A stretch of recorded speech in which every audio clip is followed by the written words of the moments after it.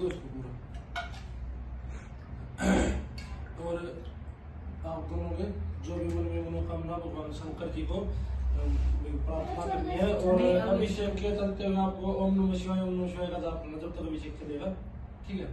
चलो जी करो प्रारंभ। ध्यान होना चाहिए सिर्फ ओम नमः शिवाय, ओम नमः शिवाय। हरिः ओम नमस्ते रुद्रमन्यव उतोत इखवे नमः बाहुभ्याम् उत ते नमः जाते रुद्रशिवा तनूरघोर पापकाशिनी तया नस्तन्वा शन्तमया गिरिशन्ताभिचाकषेः जामे कुङ्गिरिशन्तहस्ते विवर्घ्यस्तवे शिवाङ्गिरित्रतां कुरु घोषे पुरुखं जगत शिवेन वचसा त्वा गिरिशा च वदामसि जधानः सर्वं जगदयक्ष्मगु सुमना अशत अद्यवो तदेवता प्रथमो देव्यो भिखक अहिष्ट सर्वाञ्जं भयं सर्वांश जातु धान्यो धराजेः पराशुव अशोजस्ताम्रो अरुण उत भ्रो सुमङ्गलः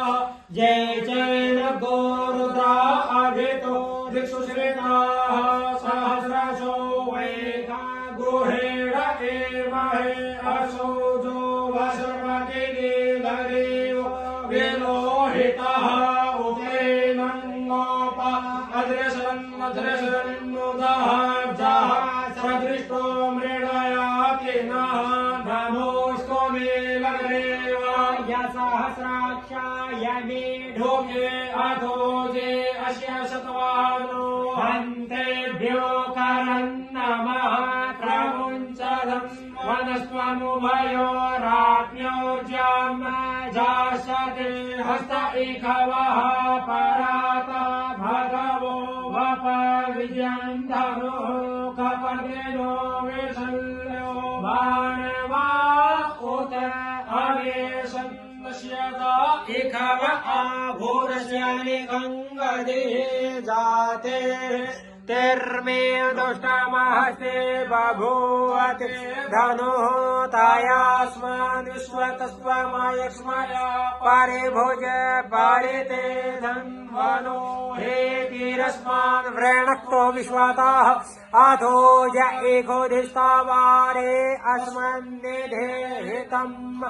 अवतत्यधनुष्ट्वगोसहस्राक्षसत् क्रोधे निषेज्यशय्यानामुख शिवो नः सोमना भव नमस्त आयुधाय नातत यदृष्णवे उभाभ्यामुत ते नमो बाहुभ्यां तव धन्वने मानो महान्तमुत मानो अर्भकं मान उक्षन् मान उक्षितं मानो वधेः पितरं मोत मातरम् मानः प्रियास्तन्नो रुद्ररीलिखः मानस्तो केतनये मान आयुगे मानो गोघुमानो अश्वे घोरे रेखः मानो वीरानुद्रभाविनो वधीरे हविक्मन्तः सदा मित्वा हवामहे हम सद्यो जातं प्रपद्यामि सद्यो जाताय वे नमो नमः भवे भवे नाते भवे भवस्व मां भवोद्भवाय नमः वामदेवाय नमो ज्येष्ठाय नमः श्रेष्ठाय नमो रुद्राय नमः कालाय नमः कलविकर्णाय नमो बलविकर्णाय नमो बलाय नमो बलप्रमथनाय नमः